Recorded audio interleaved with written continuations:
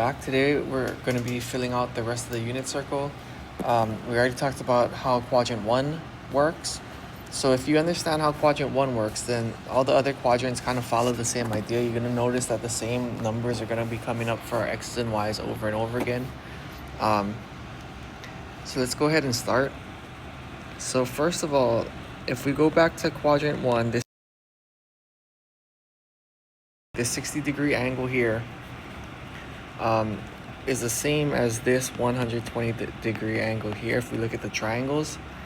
So that means our x's and y's are going to be the same number. The only difference is because this part of our triangle here is on the negative side of the x-axis, our x is going to be negative. So we're going to have, just like we had here, negative 1/2, and then the height here is still going to be the same as the point over here, so square root of 3/2.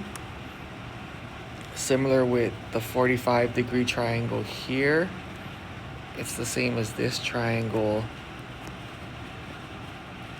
in the first quadrant, except for the x value is going to be negative, so negative radical 2/2. And then the height is positive still, square root of 2/2. And then this last triangle is the same as this triangle here. And again, the x value, because it's on the negative side of the x-axis, is going to be negative. So we're going to have negative radical 3/2 for our x. Our y is still positive here. It's above the x-axis, so that's going to be 1/2. And then we get down to 180 degrees. Remember, the radius of our unit circle is 1, and it's on the negative side for the 180, so that's going to be -1 for our x. It's got no height. It's on the x-axis, so our y value is 0. Okay, let's continue around this unit circle. So same idea with this triangle at 210. It's the same as the triangle right above it. The only thing is that the height of it, the line extends below the x-axis, so it's going to be negative.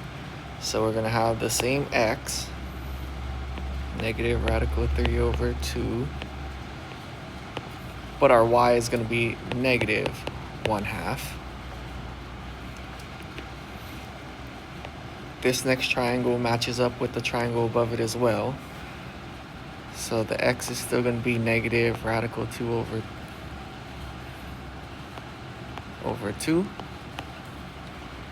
But our y is going to be negative now compared to the one above it. So that's going to be negative radical 2/2. So you notice the signs in quadrant 3, both of them are going to be negative because they're to the left side of the x-axis and below it. So both of those sides are going to be negative.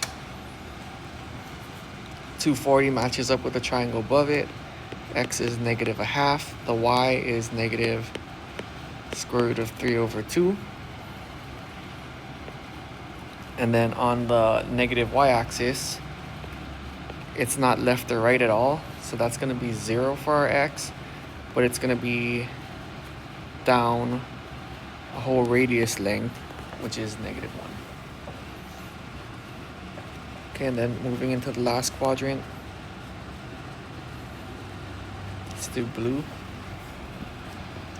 300 degrees is like the triangle above it or the triangle on the other side of the y-axis. Our x this time is on the positive side of the x-axis again, so it's going to be positive 1/2. The height of it is below the x-axis, so it's going to be negative radical 3/2. At 315, we have a 45, 45, 90 triangle again. That's always going to be with our square root of 2/2. And it's below the x-axis, so it's going to be negative square root of 2/2 for our y. That's ugly. There we go. And then we have 330, which is like the triangle above it. That's going to be square root 3 over 2 negative 1/2. So if you notice, all the signs for x and y in the quadrant 1 are always positive because they're to the right of the x-axis and above the x-axis for our y. Everything in quadrant 2, the x is going to be negative, the y is going to be positive. Everything in quadrant 3, you see that both x and y are negative. And then in quadrant 4, all the signs are positive for x and negative for y. Just a